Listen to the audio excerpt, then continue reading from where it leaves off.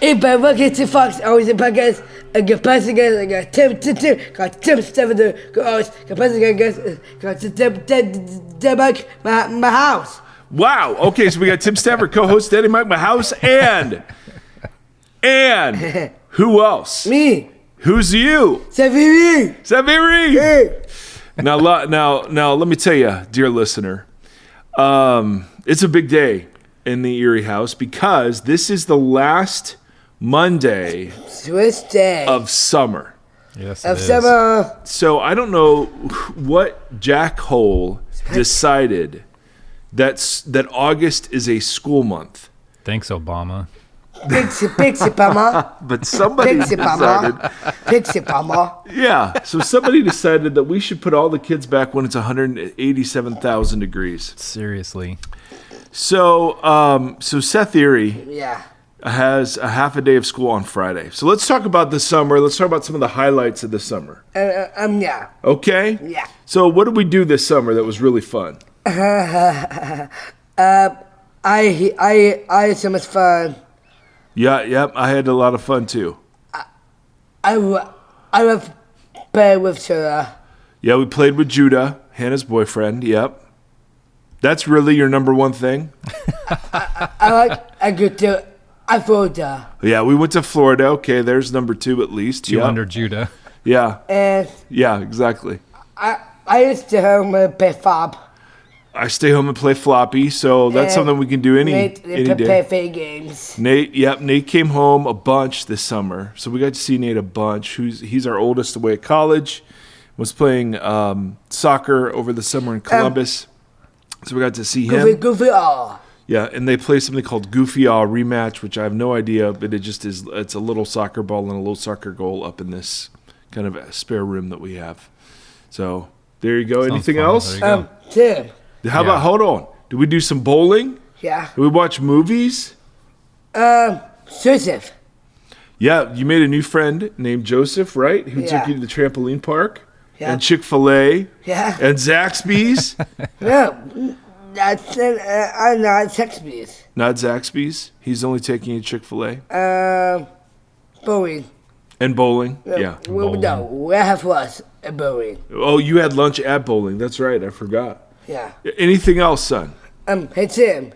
What? Hate the face off. 7, please.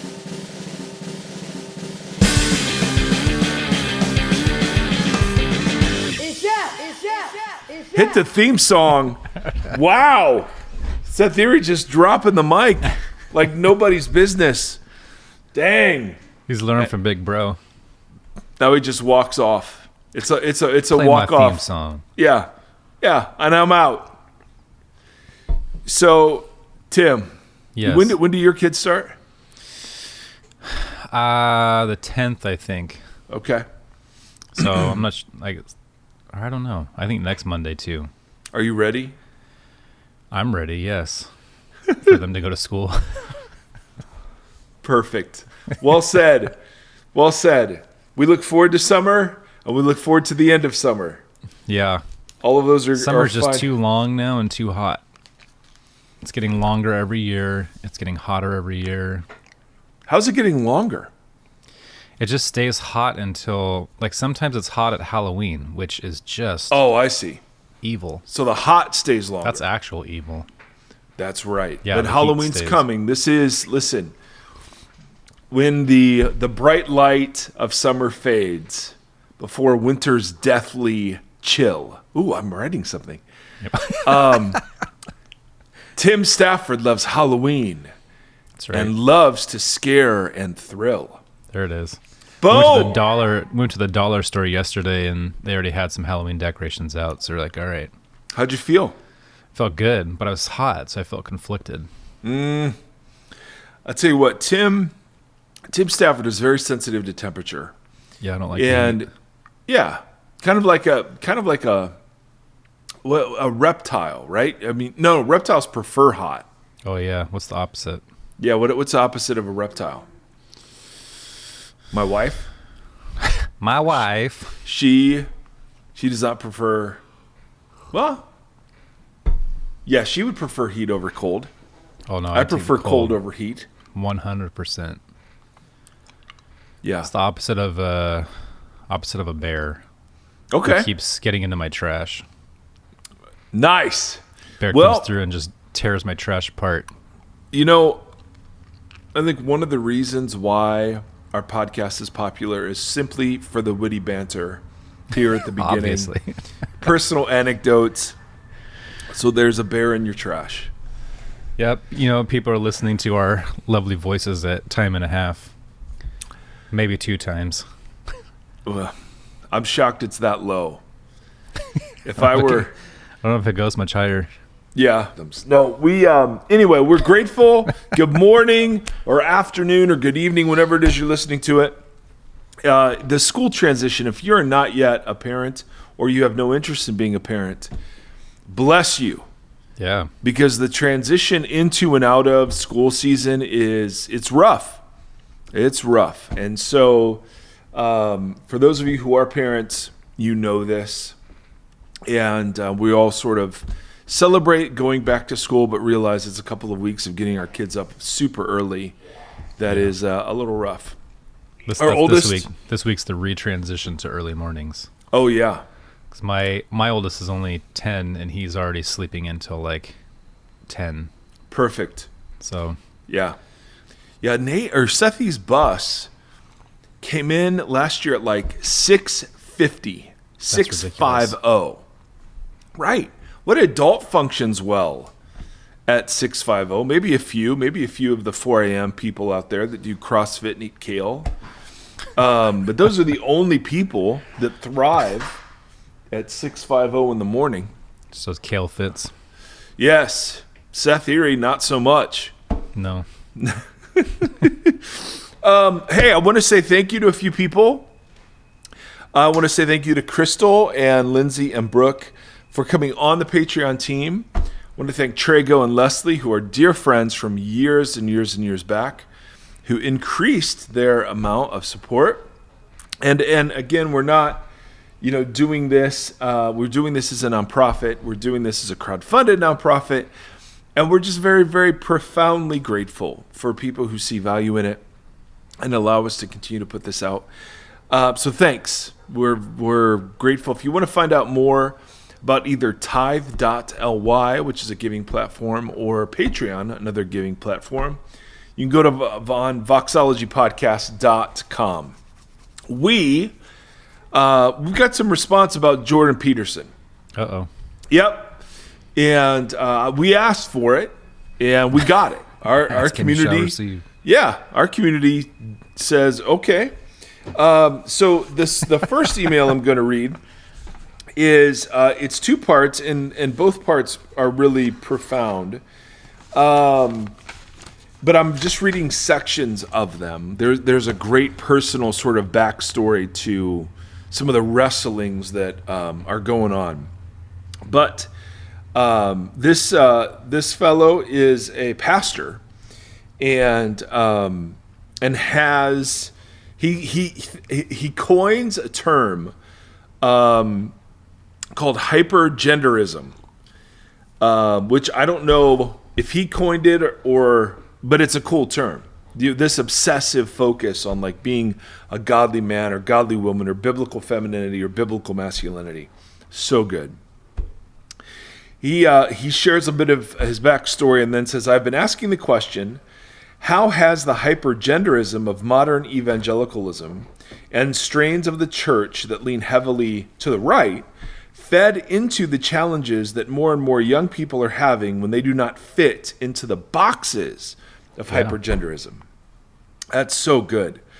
The church's unwillingness to explore the totality of the conversation around gender and its default to easy and rigid tropes of manhood and womanhood has destroyed countless young people's lives and consequently wreaked havoc in homes and parental relationships. Yeah. Boy, can we just all say amen to that. That's so good. The voices at the top of evangelicalism have often created straw men of genderism that diminishes at best and eliminates at worst our ability to see the magnificent expression of both male and female, displaying the image and likeness of God. This person should be a writer. Why do particular expressions of a human being have to be labeled as male or female? How does hypergenderism actually limit my experience of my createdness rather than promote its flourishing? What a great question that is. Yeah. What does it mean to express my sexuality as a biological male in my relationship with my wife outside of physical sexual intimacy? Right. What does it mean to express my sexuality as a biological male in relationship with other biological males? How does Paul's exhortation in Romans 12, free my mind, be renewed? I think, thank you, En Vogue. Free your mind and the rest will follow.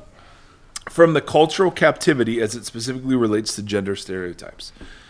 What a wonderful set of questions. And as is pointed out, I don't know of much work that goes under the banner of Christian that explicitly addresses, I'm sure it's out there, but I don't know of it as much as I know of the work of biblical manhood and womanhood, Right.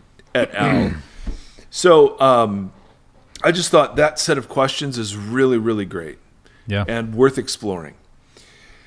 And then he moves on. He says, now about Jordan Peterson. I would challenge Mike to not completely dismiss Peterson as a voice that can contribute things of value. Peterson's journey of faith has been a fascinating one. I found that his honesty and openness to exploring Scripture while retaining his intellectual rigor has been refreshing. I think at times he's playing the role of the dietitian who tells you you can eat Zaxby's and Little Debbie's all day and still lose weight. I'm in. He is perpetuating a very desirable narrative for many men, in particular those who love Jesus and Joe Rogan. I've been reading his 12 Rules for Life with a friend, and have found many helpful points in it and acknowledge how loads of people bristle at his style. He doesn't do nuance. I wonder how much of his recent fame is emboldening him to release things like the latest tirade against the church. I also think that it's intriguing that he is telling the church what to do when he hasn't explicitly been engaged with the body of Christ for all that long. I think my skepticism around the rise of celebrities within the Christian industrial complex has me pulling the Peterson reins. Again, I do think he is a deep and profound thinker. I do think the Holy Spirit is working in his life, and he is trying to figure out how to live as a follower of Jesus. I don't know. Well, the question I would ask is that does Peterson's teaching on gender promote the same hypergenderism we were just questioning? And I don't know. It seems like it.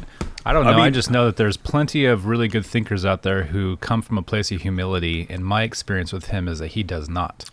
And so I don't know that I need to placate his words, because there's others out there. Well, Tim, I think that this is another person saying that we're not correct.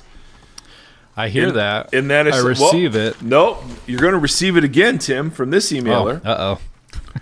The recent episode with Jordan Peterson in the title caught my eye, and I was disappointed that you dismissed him out of hand. I would encourage you to listen to an episode of his biblical series, He is Helping.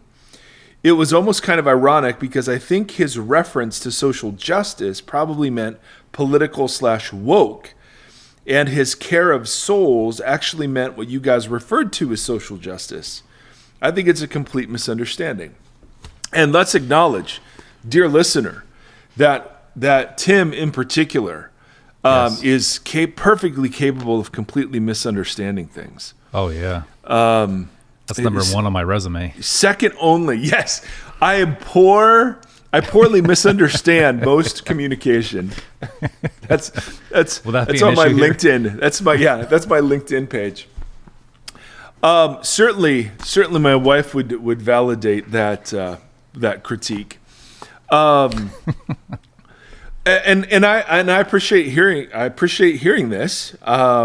I've listened to some of what he said. I wasn't just reacting in a vacuum to that one comment. I've actually listened to several of his lectures, and there are always these things flashing on social media like Jordan Peterson destroys, 12 people and whatever. So, so I have a little context. I don't know, when social justice is contrasted with care of souls, I get edgy because it sounds like the focus of the church should only be on the invisible soul and not on the rest of the human person. Yeah. And that was just where I was like, I'm not sure about that. All right. Well, and I'll say too, when it comes to social justice stuff, I am really appreciating reading, like I just finished that Shouting on the Fire book by Dante Stewart. Or so something like reading his experience as an African-American man in this country and within the church system, and then reading, Beth Allison Barr or whatever. I've read so many white male theology books, because that's all there really was for a long time. Yeah.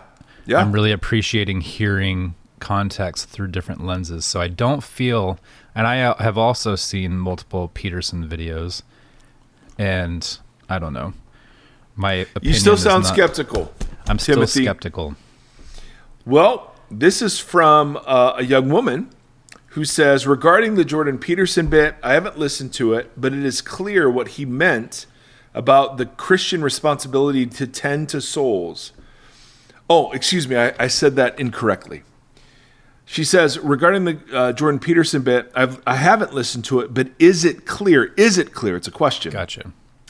Is it clear what he meant about Christian responsibility to tend to souls? Maybe it meant what is described in one of the other verses. Jordan didn't say it's the Christian responsibility to convert. It's the Christian responsibility to disciple and discipline, etc. When I use the word tend, the context for me is to take care of.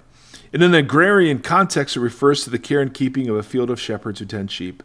It is possible I misunderstood something along the way. I'm just throwing this out there. Thank you for throwing it out there, and thank you all for pushing back on this. I actually don't want to dismiss him out of hand. I actually want to understand what he's saying that is filling a void, that is missing in Christian teaching. Because on a superficial and admittedly superficial listening, it sounds like it's just another version of the hypergenderism that we are critiquing.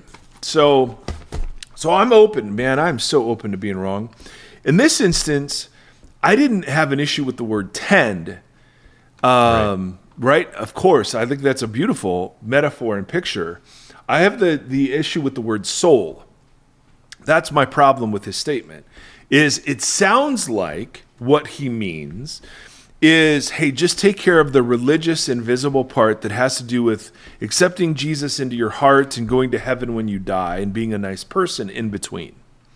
The last part's a maybe. There's an asterisk. Well, yeah, for some. There's more than an asterisk. There's an asterisk.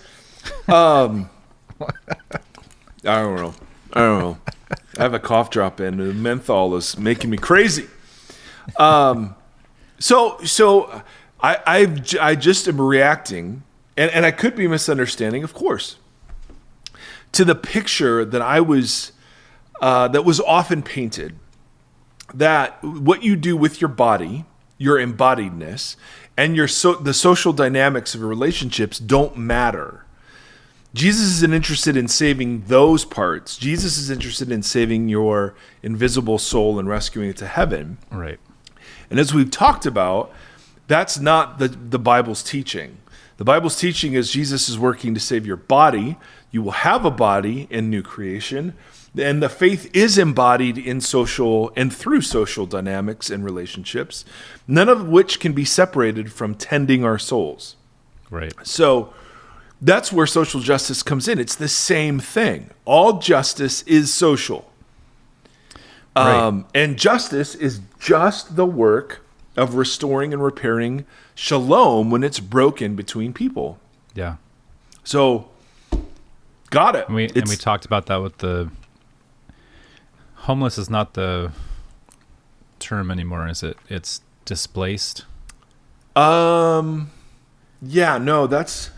I can't remember. And I want to be respectful, but we talked about that last week with that and just saving the souls on the streets versus trying to help reinstate people's dignity to them.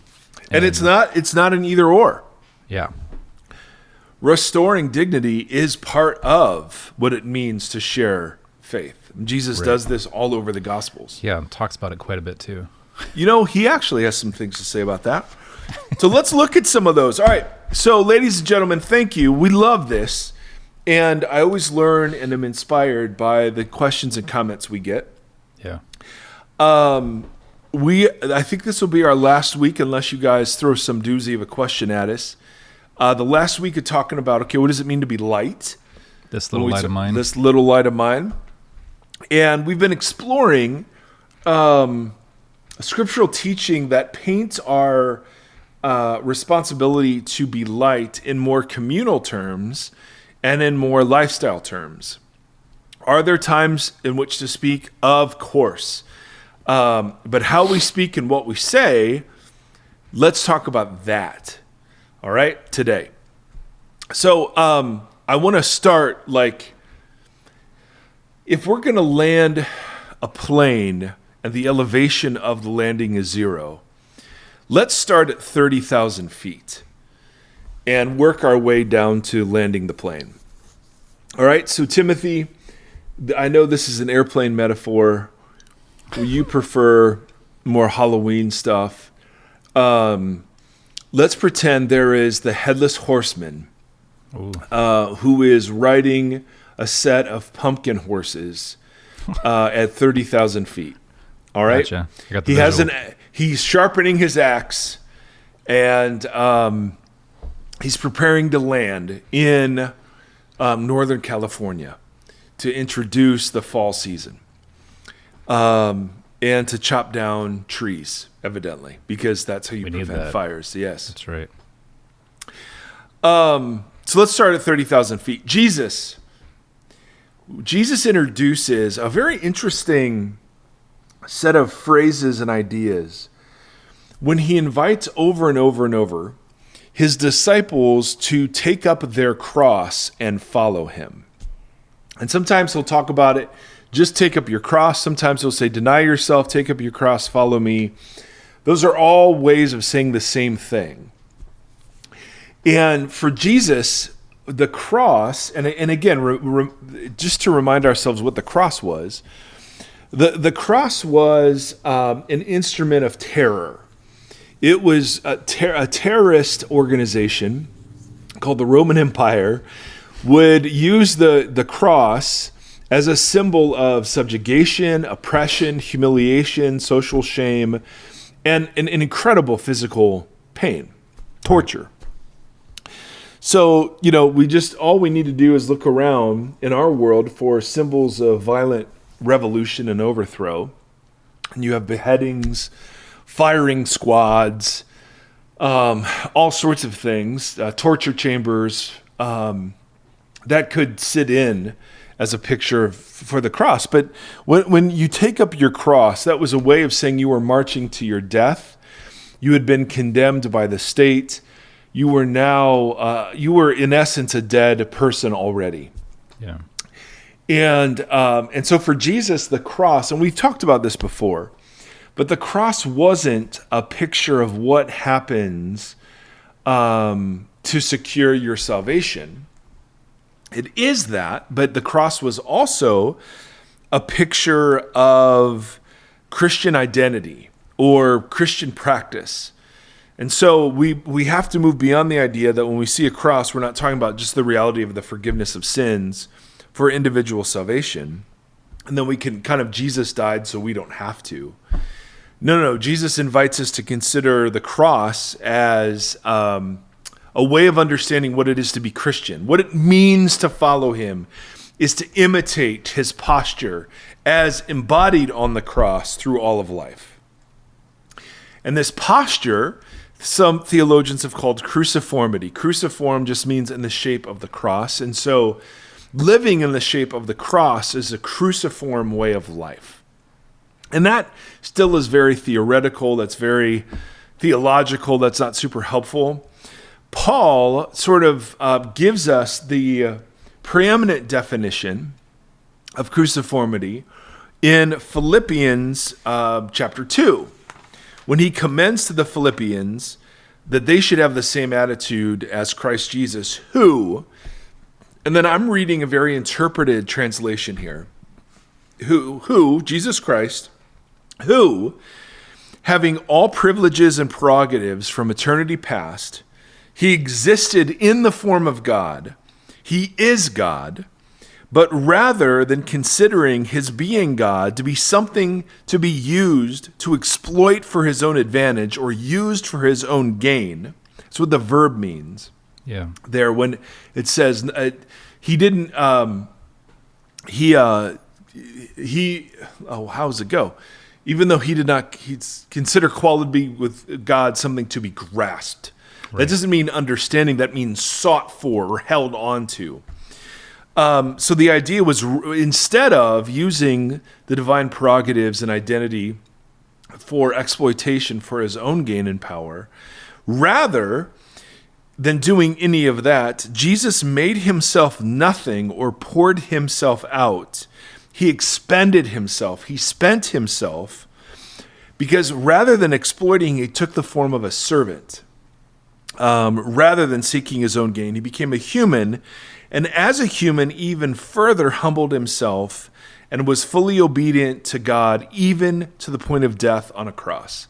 All right, so that's a very interpreted translation of Philippians 2, 5 through 11. And at the end of 11, it says, therefore God exalted him and gave him the name that is above every name.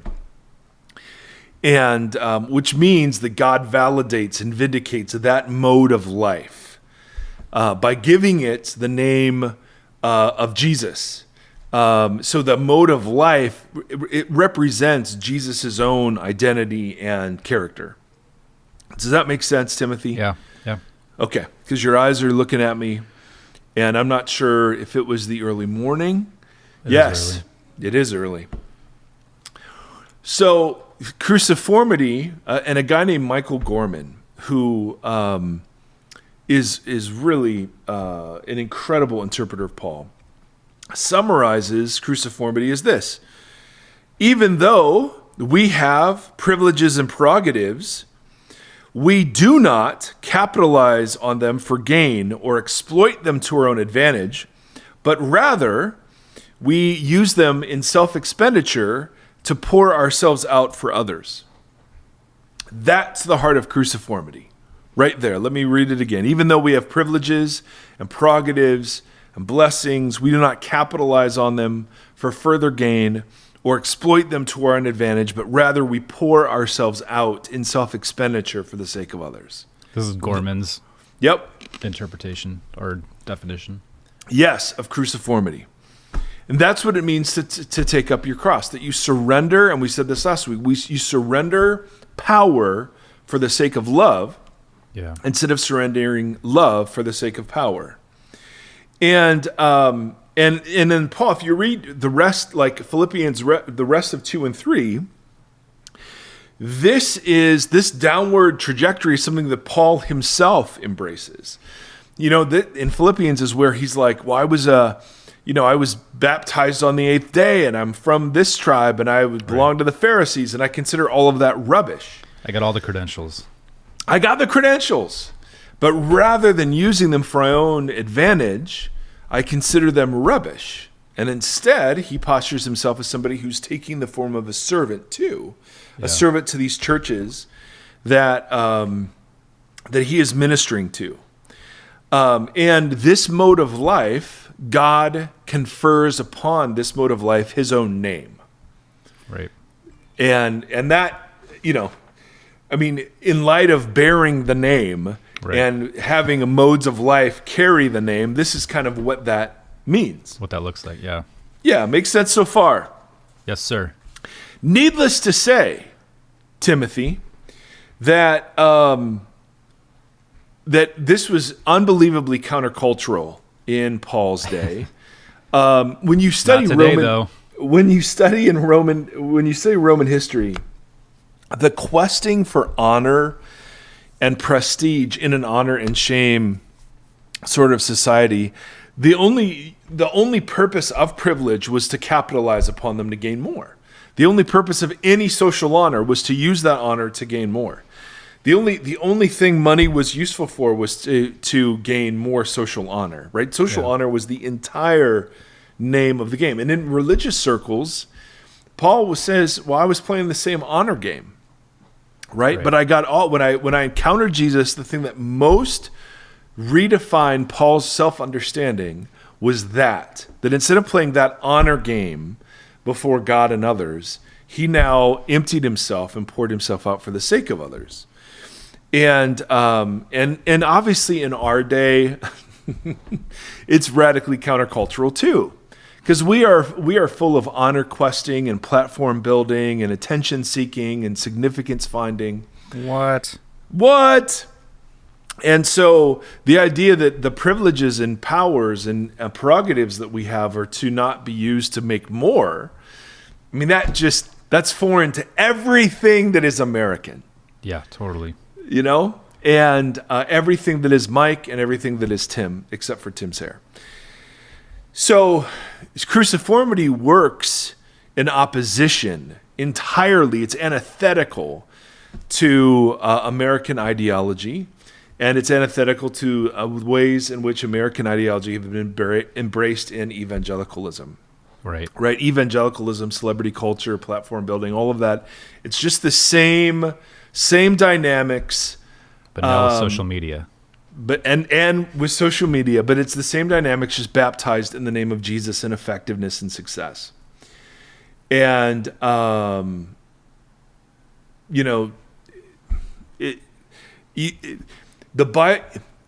cannot read the ministry of Jesus or the epistles and come to any sense of the same conclusion that this is the way the Christian life should be lived. So the kingdom that Jesus invites us into is a cross-shaped kingdom. And the manner in which we live in that kingdom is a cross-shaped life. So, I mean, this has massive implications, right? It means that we're not people who believe in ourselves and pursue our dreams. Right? It means that we're submitting. Now that, and again, I'm going to disclaim this, and it sucks that I even have to. But that doesn't mean, of course, we can't have ambitions or plans or whatever. But very often, those are just expressions of the opposite of cruciformity, right? Making Mike or my name or, whatever, bigger, better, and bolder. Cruciformity means that in the kingdom, those who are exalted are those who are on crosses. Mm-hmm. And coming down off your cross is a bad thing. And it's such the reverse, right, of what we do. That Jesus was exalted in his most humbled state. Right. And that we are to practice that same sort of recognition that the humblest among us are the greatest. And the attention-seeking, like myself, are the least in the kingdom. Right. Cruciformity means we seek no assertion of strength against others. Like we forego coercion, we forego manipulation, we forego pressure, we forego any... About guilt and shame tactics. No, those are fine. Okay.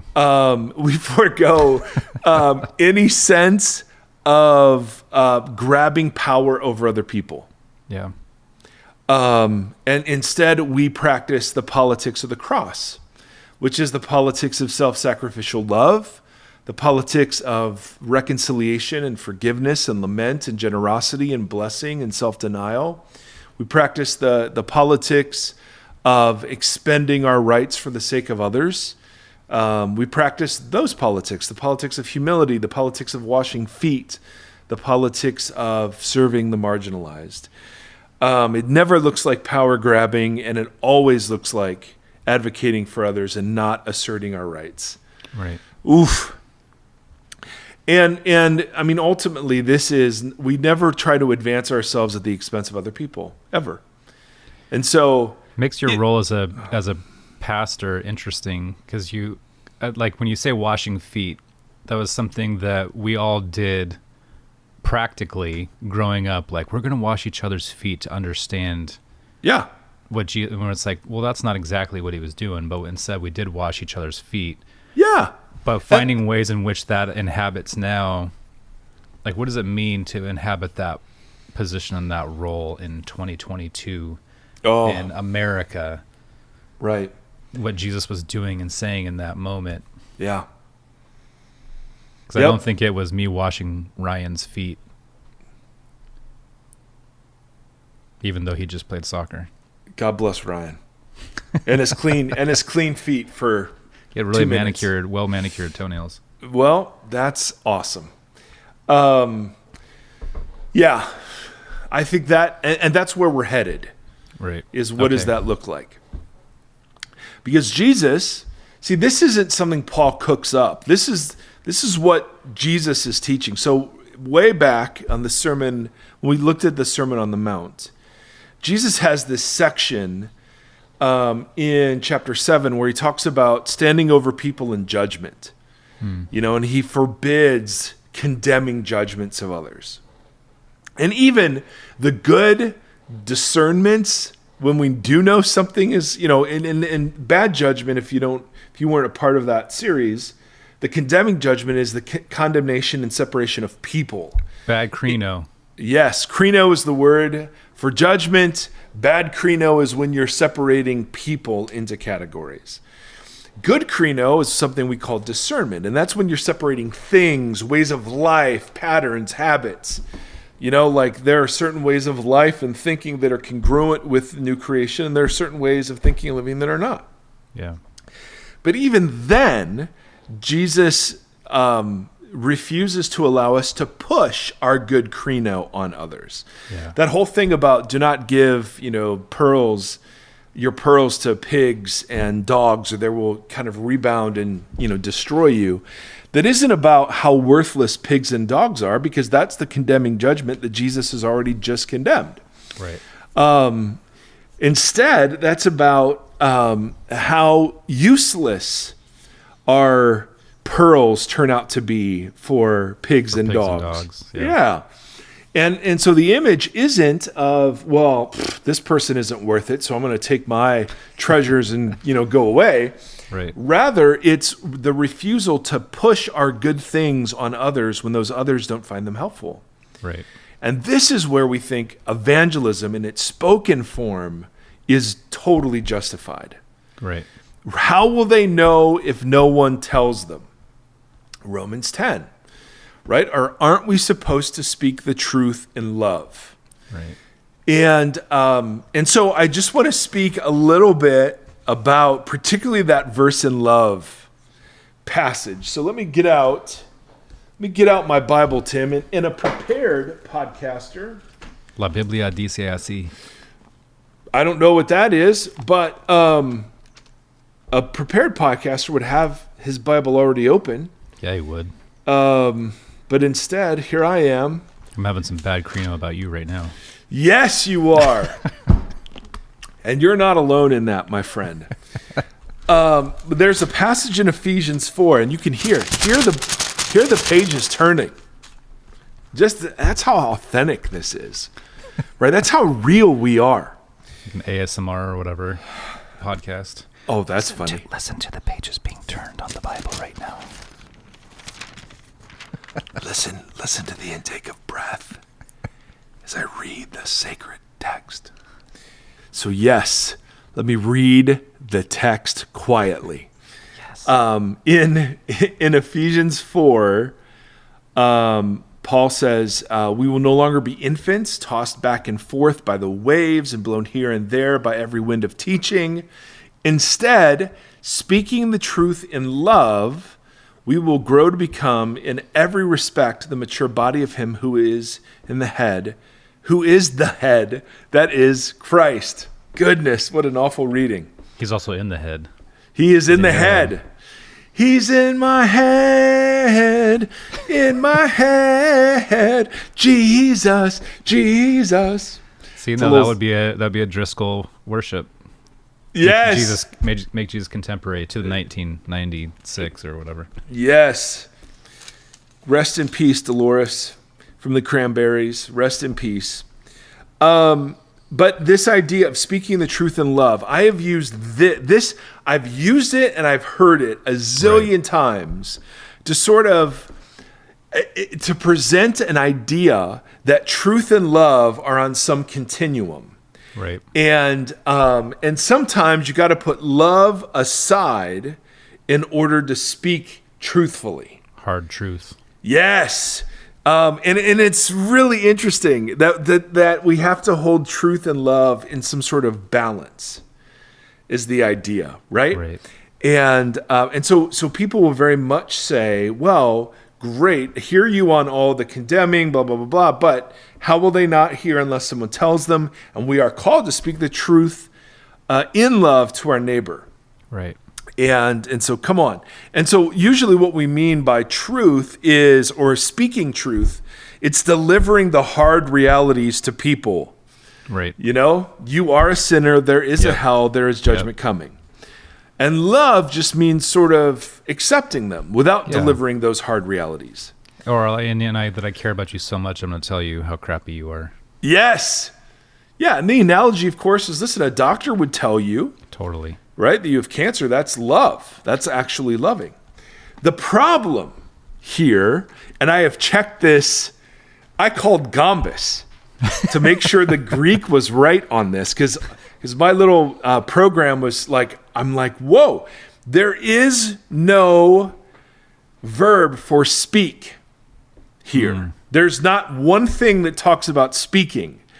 Instead, and I triple checked my work on this because I'm gonna just throw it out there. But instead, and I've got literally the Greek translation pulled up. Instead, Paul uses a word that is a word for truth, but he uses it in a participle form. Participles are where we add an ing in English. Yeah.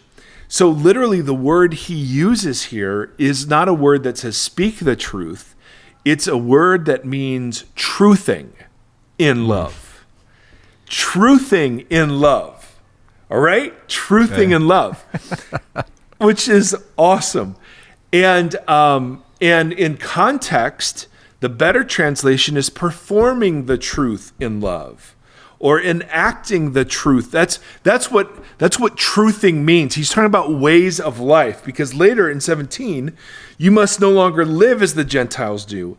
And then in 20, he says that's not the way of life you learn. So this whole thing is about how you live. Yeah. Which is fascinating. Yeah. And truthing, so we think when we hear the word truth, we think that's objective, like propositional truths about Jesus. But Paul literally just a couple of verses later says, that, however, is not the way of life you learned when you heard about Christ and were taught in him in accordance with the truth that is in Jesus. So the picture that Paul is giving is not of talking hard realities. This is when we need the video version of the podcast, because no one can see how excited Mike is right now.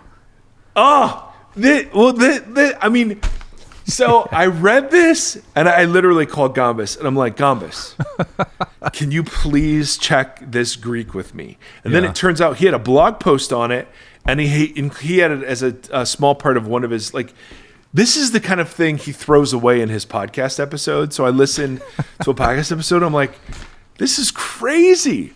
So there is no speaking. It's truthing, but in love, let us grow into him in all things the head, Christ, is the literal sentence.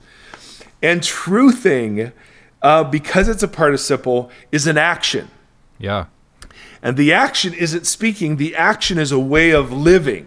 Yeah. In love. Yeah, it's a wild distinction. It is a wild distinction. So Gambus said a better translation is performing the truth in love. And that truth and love aren't two separate things that need to be held in tension or in balance. You never put off love. Right.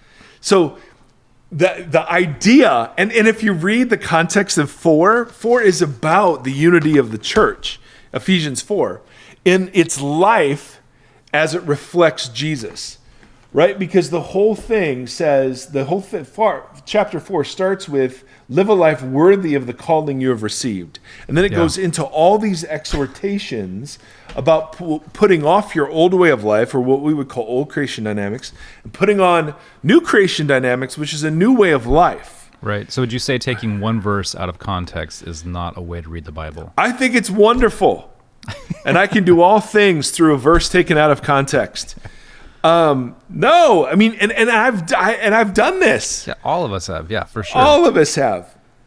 And so the idea isn't that truth and love are held in tension together. And there are times, darn it, the most loving thing. Now, it is true that hard things are said in healthy families and healthy communities. Absolutely. Yeah, but what's the key to those?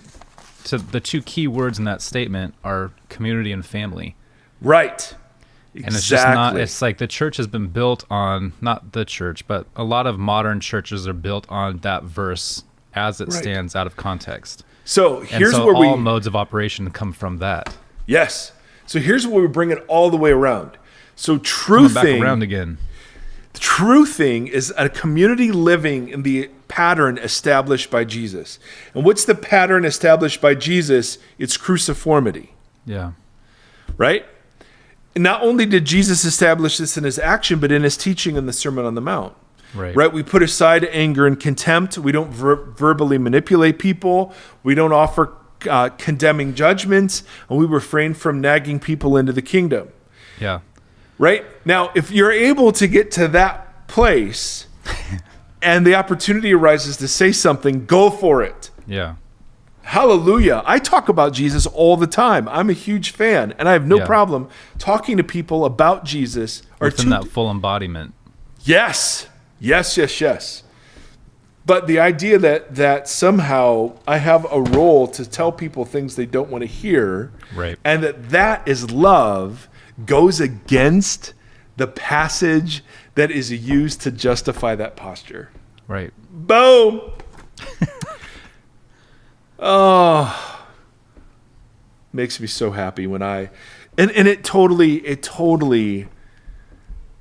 and again, we're not saying don't say anything, because there is like a generational thing that we've got going that we have to talk about, right? The older generation, of which, we are not a part, was taught that a way of evangelism is rendering, sharing people with your credo. Hey, I really disagree with your lifestyle, and then I love you.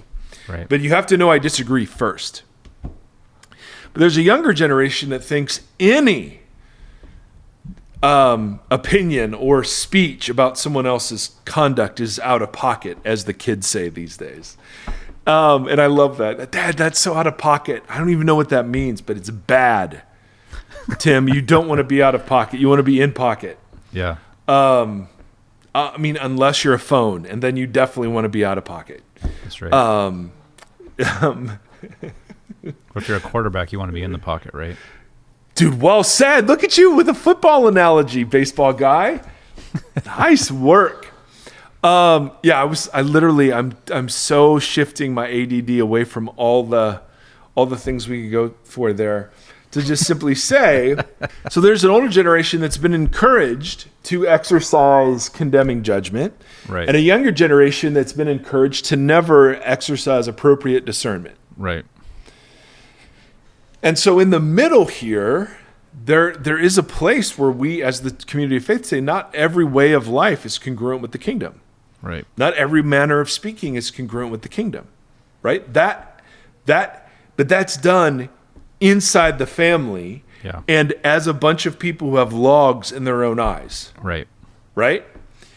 It's not a way of partitioning people. Correct. No. Yeah. Nope. As it I gotta quit vaping. That's self-crino right there. Yeah. That as a community of faith, as a family who have committed to the way of Jesus together, Right. we now in mutual submission, because all of us have areas of life that are out of alignment with the coming And kingdom. will always. Yeah. Yes. And so there is a place and there is a necessity for us to speak. Part of our truthing and loving each other is speaking. Absolutely. And having hard conversations. I've had hard conversations with people who've called things out in me. And I've been given the opportunity to respond well to those, Right. or to respond poorly. And in the cases where all of that went down well, there was a clear sense that it was being done. It was being done out of love. Right. But there are only a few people in my life who I can receive really heavy and hard things from. Right. Well, otherwise I'll have to do a bunch of work to even get to the place to hear them. Right. So there is a place for this. We're not just saying, no, just be nice. Like the question last week, just as long as we're nice, guys, we're fine. Although that would be a great improvement. Well, even what you just said, though, is an interesting part of it that we don't talk about. We talk about how you approach other people, but we rarely talk about how you work on yourself to receive. Oh, that's good. You know what I mean? Because there is two sides of a coin. Yeah. People could be good crinoing all over the place. If I'm not pursuing, it's just when you think about as a community pursuing cruciformity together forever. Yeah. As we continually need to grow and shape ourselves, like that is part of that conversation. Yep. Now let me add just one more part to make this even more devastating to my own heart. The problem isn't agreeing that cruciformity is the way to go. Right. And that cruciformity is what it means to be Christian. Nothing is Christian if it's not cruciform. Right. Right? To be Christian is to be cruciform. To be cruciform is the Sermon on the Mount. I mean, it's just, that's how it works. The issue isn't being cruciform. The issue is staying cruciform when you become afraid. That's the issue. Because all of us have places that where we think something is of such importance, it's worth setting aside cruciformity for to exercise power. So a great example, of course, is the state of our country. Right? There are loads of people who would say, oh, yeah, totally buy Jesus, totally buy the Sermon on the Mount. But the state of our country means that we have to rise up and do something. I mean, I even saw a pastor saying, hey, it's time to play offense, not defense. Yeah. I mean, Dog the Bounty Hunter was at Turning Point this weekend, and he was talking about all sorts of war content, reading scripture about war and how we're at war in America. Let me just say, there is no finer theologian than Dog the Bounty Hunter. That's what I was saying. So if he says it, that settles it. I believe it. Saith Dog the Bounty Hunter. And that's where Christian nationalism is very dangerous. It's using politics, Yes. to accomplish things that by definition politics can accomplish. Right. Because they're not kingdom ends. It's power over. Yeah. And people will say, well, but it's a democracy, right? And we get to state our opinion. Well, yes, but there's a fervency and an energy and a demonization that's gone on around this that says it's become an idol. It just, for all of us, this is an idol for me because I'm so repelled by a group of people and how they practice, quote, Christian politics, that I'm liable to demonize them. Right. I do. Yeah, Tim's not liable. Tim just does. Absolutely. I got lots of bad crinos. Tim is a really horrible person, dear listener. It is not true. Now, so one of the areas where we become afraid is it's the economy, or the illegals are going to take over our country, or they're going to turn us into Marxists, or whatever it is. Yeah. The here comes Handmaid's Tale. I mean, whatever fear mongering provokes in us to get off our crosses, right? That's That's the idol where we have to do our work. Yeah, perfect love casts out fear. I heard that somewhere. Oh yeah, totally. And perfect fear casts out love has also been said as well. So one of the reasons why I really have had to temper, I don't watch any news on TV. I don't listen to any news podcasts. I rarely look at Twitter, but I do just to get a glimpse of headlines, is because all that does is provoke fear in me. And what fear, as Yoda said, fear provokes anger, and anger leads to suffering. Yeah.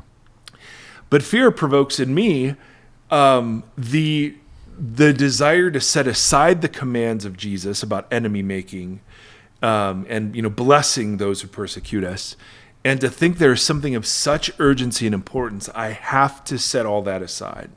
Right. I've recently, and this is in real time. So parenting people that live in your house and do not make independent decisions. I mean, that's okay. I got that. Parenting young adults who you've empowered to make decisions. And when they make decisions that you feel compelled to speak the truth in love in the bad sense, I've really, as a parent, had to wrestle with wanting to push my credo and get off my cross.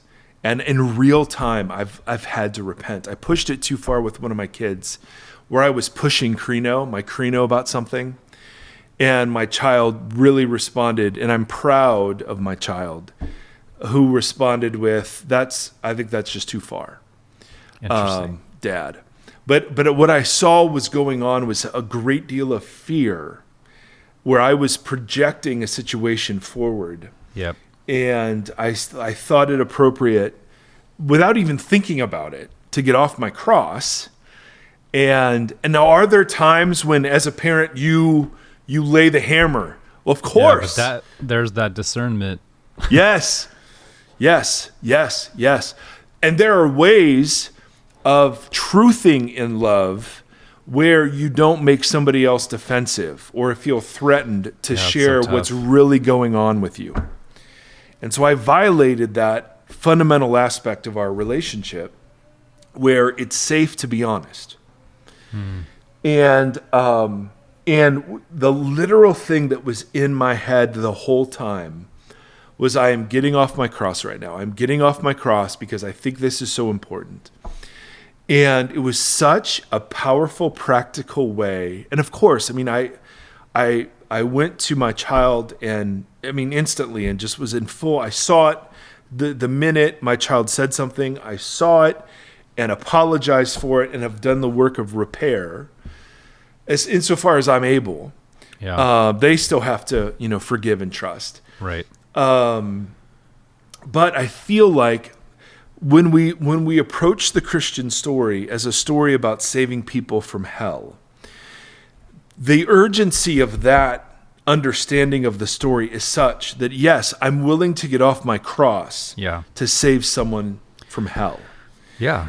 That same, that same thing that happens in politics or parenting now happens with, I need another P, with the perilousness of judgment.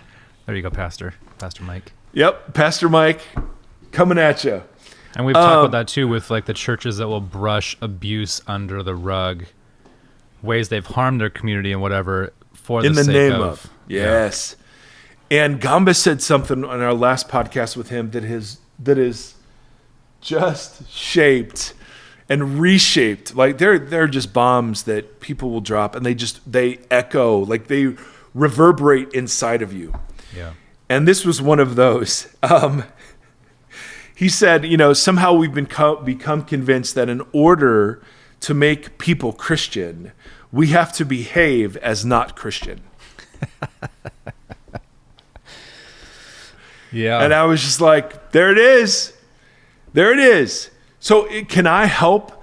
And do I want people to receive Jesus? Yes. But I want to do that in a Christian way. And so I study the manner of Jesus. And the manner of Jesus leads me into things like table fellowship and sharing the shame of people who've been disregarded, right? I mean, now we're cooking. And that when we talk, it's very often to those who hold the marginalized at a distance, right? Yeah. That's where the Crino was coming. Right. And then he also said something, and I don't have it as memorized as that one, but it was, if you see the commands of Jesus as an obstacle to Jesus's agenda, perhaps we've lost the plot. Yeah. And so in all of this conversation about light, this is, for me, the radical reconfiguration of self-understanding that's taken place in the last 3 years. Like, I've been brought to Jesus in more powerful ways in being immersed in this than for the first time in my life. And I've said this before about other things, and maybe I'll say it in the future about different things. Right. But like this path from Jesus saying, take up your cross, to the idea of cruciformity, to the Sermon on the Mount, to new creation dynamics, to how does that apply then to how I relate to people in the church and outside the church, it has been massively reconfiguring for me and liberating in so many ways, because the goal for me is to invite people into their full humanity. And part of their full humanity is worship. And part of their full humanity is truth. And part of their full humanity is learning to forgive. And part of their full humanity is being reconciled. Right? I mean, but that's not a religious system. Right. And that's not a set of truth propositions, although it includes religion and includes truth propositions. But the primary thing, like we talked about last time, is a reality that I'm a herald of and a witness to and an embodiment of. And that reality has provoked a radical rethinking of my entire way of viewing life through what we would call normal. Right. And so the normal has been turned the upside down. The upside down has become the new normal, and and what Americans call normal has become the upside down. You know what I mean? Yeah, I have so many questions about... I am shocked. Thanks, Dad. Dude, Thanks, that was Dad. a great fill, son. You knew exactly where that was going. ready for it. I know you got all your floppies, don't you? It's fine. Are you going to put them in Are you going to put them away? Yeah. Okay. So Seth, I don't know what's happened, but this summer, Seth Erre has decided he's going to be super helpful around the house. That's amazing. It is amazing. Hold your questions for just a second while we explore the Hold them. cruciformity. Hold up, Dad. Thank you, Of son. Seth Erre. The cruciformity of Seth Erre. So whenever I cough, because I vape, which is often, I do not vape, he gets me ice water. He has been great about carrying his plate to the sink after dinner. He has been marvelous about picking up his floppies, which are these, Right. we've explained the floppy, and putting them in the laundry basket where they belong. Yeah. There's just some sort of, it's just awesome. Innate So something or other that... yeah, and it lasts for about 2 minutes and 15 seconds, but for that time, boom. Boom. So it's pretty cool. So he came down and was sitting next to me with a bunch of floppies, waiting for me to see them so he could show me he was putting them in the laundry basket. Yeah. I mean, how do you have a better Monday than that, which is when we're recording? You don't. Yeah. This is a You day don't. of recording. I know. I'm sorry. All right, questions. Well, I don't... it's too much to get into all the way, but all this provokes questions in me. These are multi-layered. So one of them is when we talk about, I remember this being an issue for me with the WWJD bracelets. So whatever time period that was, and the what would Jesus do conversation. And I remember getting real frustrated one time where I'm like, I'm not Jesus. Like, I don't have the full wisdom and understanding. I can't heal. I can't do all these things. Like, this sounds generic in its response, and I was a high school kid at that point. But I was like, emulating Jesus to the point of like trying to actually be Jesus. That can't be the point. Right. Because that's a mark that we're not going to hit. And so when I think about him, we've talked about this before. When I think I asked you during one of the New Creation series or something, we were talking about sin as missing the mark, and then I was thinking about Jesus as being a sinless individual that we know was tempted. So at least once we know was tempted. Yeah. But you would assume that there was temptations outside of that. And so to be sinless or missing the mark doesn't mean not being tempted or maybe not having thoughts about things. It's not acting on those things or not embodying Hebrews, those things. He was tempted in every way. So that's an interesting conversation about what it means to be like Jesus within that market. It's the humanity thing. So when you're talking about taking up your cross and that kind of stuff too, I start thinking about the garden again, because I just think that's such a moment of Jesus that where the humanity is playing a certain specific role in there that I would imagine would be so important for us to understand. Yeah. In all of this conversation. And I don't think that those are things to get into today, but a lot of this stuff, this is what it provokes in me. And then all the last part that you were talking about, it makes me think about how do you restructure. We still think Sunday morning is in some ways still the best option, like Susie said. Planning still is perhaps the best option. If so, like everything you just went through, if you're restructuring Sunday morning as a community, as a family, as a pastor, what does that look like within this conversation? Because that model is still built off of the speak truth and love that we understood. Yep. So everything you would imagine, if this embodiment that you're talking about is the real function, that would radically transform how we meet and gather together.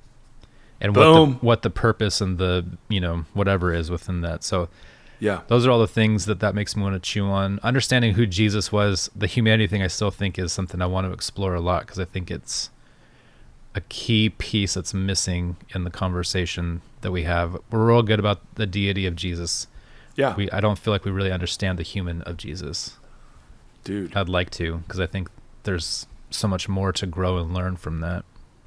Well, a lot of people have said to you about the series The Chosen that it does a great job of picking up the humanity. That's right. It is a TV show, though. I'm going to watch it, and I'll assume that their theology is accurate. But there is some study that I would love to maybe people know of, I don't know, that really digs into the humanity of Christ and all right. I don't know if you know this, but you're a part of a team where we get to decide content. Yeah, I'd love to. I don't know. That. I mean, I just want to remind you that you don't have to wonder. It's like when Mrs. Obama would look across at her husband and say, "Well, why can't somebody do X?" And I'm sure the president would be like, "Well, I want to remind you, you are part of this, and we are." Right? And she said, "Thanks, Obama." And she would say, "Thanks, Obama." Absolutely. No, but anyway, I think that's really great. And I think where we're going to head next, our next little series of episodes could sort of spin off in that direction. So, booyah. It'd be fun. It'd be fun for me. Well, Tim, I don't know how many listeners there are, but you're the only one I see. So if it's not fun for you, you make that really obvious. So I want it to be fun for you, my friend. All right, Sevi, let's do the blessing, bro. Blessing? Yeah, which blessing you want to do? Blessing give you. Okay, but we're going to do the Lord. May the Lord bless you and keep you. Are you ready, buddy? Yes. If you were watching, Seth closes his eyes and lifts his right hand. Shows us. Like that. Yeah, we do it at Journey Church too. Yeah. Okay, ready? Okay, close your eyes. Take a deep breath. Take a deep breath. Close your eyes. The blessing give you to the water-sized face by grace to you. Swimming as distance, make a blesser, a disease, by you, we give you peace. Amen. Nailed it. Dude, nailed it. And he included Tennessee and Russia as places where the shalom of God is needed. So, amen. Amen. Oh, we're doing the Shema too? Yeah. Okay. Oh, wow. You're getting double blessing. All right, come here. Yeah, okay. So this is the Shema. Let's do it together. Let's do it together? Yeah. All right, ready? 1, 2, 3. Shema Israel, Adonai Eloheinu, Adonai Echad. Hear, O Israel, the Lord our God, the Lord alone. Love the Lord your God for your heart, soul, mind, and strength. And love your neighbor as yourself. Amen. Boom. Seth Erre on fire. This Seth is on fire. All right, well, there's no better way to end summer than that, ladies and gentlemen. Love you all. Oh, wait. What? Guys, you guys are amazing. Thank you so much for coming. And now we're done. Thank you for fuck hours of podcast. Thank you for coming. Daddy Mike and Savvy. Daddy Mike and Savvy, thanks for coming. Voxology Podcast. Special guest Tim Stafford. Daddy Mike and Savvy.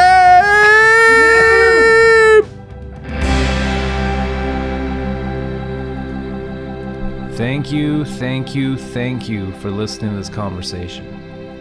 Voxology is a 501c3 nonprofit organization that is supported by listeners just like yourself. If you'd like to partner with us, you can do so at patreon.com/Voxology. You can also join the community and hang out and chat with us on the socials. Facebook.com/Voxology Podcast and on Instagram @Voxology. Thank you for walking the long road with us.